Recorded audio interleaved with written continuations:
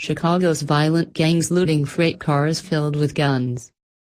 On the south side of Chicago, in one of the city's most dangerous neighborhoods, brazen criminals occasionally hit the gangsters' jackpot.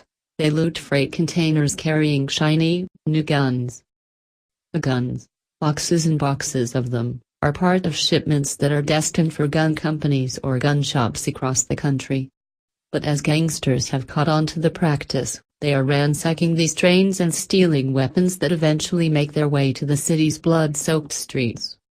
Anytime you have individuals who can go in and steal guns from a train, that makes the environment very toxic, said Pastor Corey Brooks, who leads a church around the corner from the freight yard.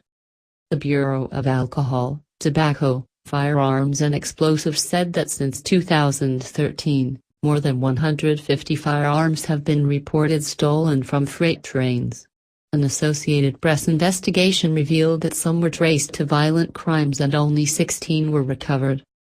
In a city already reeling from one of the most violent crime waves in years, where tens of thousands of firearms are recovered from the streets every year, 150 stolen guns might not seem like a big deal. But one single gun can be linked to at least 14 fatal shootings, according to the ATF. How in the world are these kids getting these guns? I see them on Facebook.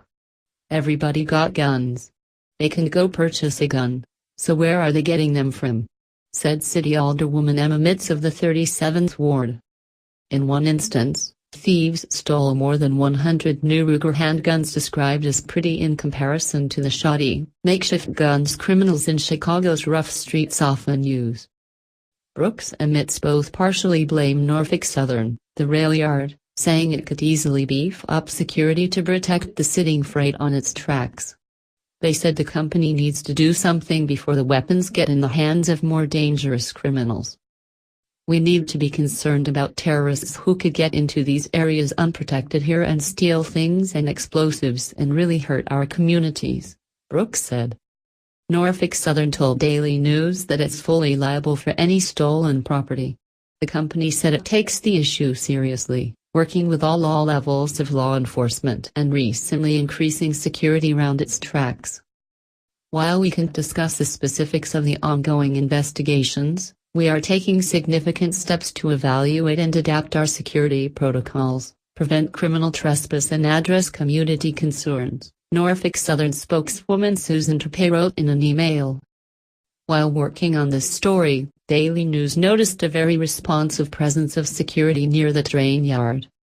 Norfolk Southern's Chicago-based police department, the largest freight railroad law enforcement force in the city, is increasing patrols of rail yards using uniformed officers in marked cars and K-9 units, Trapay wrote.